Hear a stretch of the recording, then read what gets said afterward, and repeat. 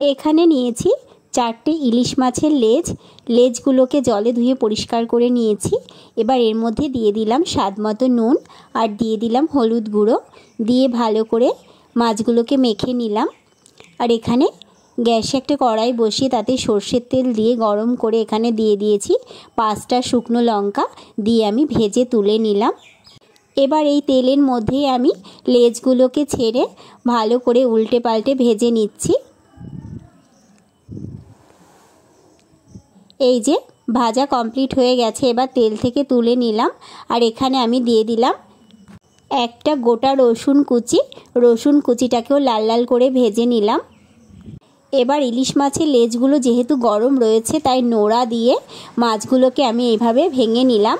দিয়ে আমি এই যে মাছগুলোকে কাটা ছাড়িয়ে পরিষ্কার করে নিয়েছি। এবার এখানে দিয়ে দিলাম 2টো বড় সাইজের পেঁয়াজ কুচি, দিয়ে দিলাম কিছুটা ধনেপাতা কুচি, আর দিয়ে দিলাম আগে থেকে ভেজে রাখা 5টা শুকনো লঙ্কা, আর দিয়ে দিলাম কিছুটা পরিমাণ নুন। যেহেতু মাছে আগে নুন দিয়েছি সেটা মাথায় রেখেই কিন্তু এখানে আমি নুনটাকে অ্যাড করলাম। আর আগে থেকে ভেজে রাখা রসুন কুচিটাও অ্যাড করলাম।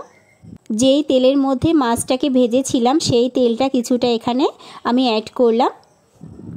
দিয়ে সমস্ত পেঁয়াজ, রসুন, লঙ্কা নুন দিয়ে চটকে নিয়েছি ভালো করে। আর দিয়ে দিলাম কিছুটা গন্ধরাজ লেবুর রস, দিয়ে ভালো করে সমস্তটা আবারও মেখে নিচ্ছি। এই যে সমস্তটা মাখা কমপ্লিট হয়ে গেছে। এবার বাড়িতে যতজন সদস্য সেই রকম করে আমি এখানে সবার জন্য আলাদা আলাদা করে ভাগ ভাগ করে আমি রেখে দিলাম। আর এখানে দিয়ে দিলাম কিছুটা গন্ধরাজ লেবু আর শুকনো লঙ্কা ভাজা। এটা দিয়ে খেতে কিন্তু এই লেজা ভর্তাটা দারুণ লাগে, অপূর্ব লাগে। গরম গরম ভাতের সঙ্গে লেজা ভর্তা থাকলে কিন্তু সকালবেলায় আর কোনো কিছুর প্রয়োজন নেই। এটা দিয়েই কিন্তু পেট ভরে তৃপ্তি করে খাওয়া যাবে।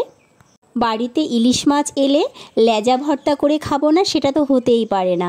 লেজা ভর্তা কিন্তু মাস্ট, খেতেই হবে। তো আর দেরি না করে ঝটফট এরকমভাবে লেজা ভর্তা করে খেয়ে নিন। এখানে আমি গরম গরম ভাতের সঙ্গে এই লেজা ভর্তা কিন্তু পরিবেশন করে দিয়েছি। দিলাম সঙ্গে গন্ধরাজ লেবু, শুকনো লঙ্কা ভাজা, আর দিয়ে দিলাম মাছের তেল। এবার খেয়ে দেখার পালা। এখানে আমি একটু ইলিশ মাছের তেল দিয়ে নিচ্ছি। এবার এই তেলটাকে দিয়ে ভালো করে মেখে কিন্তু খাওয়াটা স্টার্ট করতে হবে।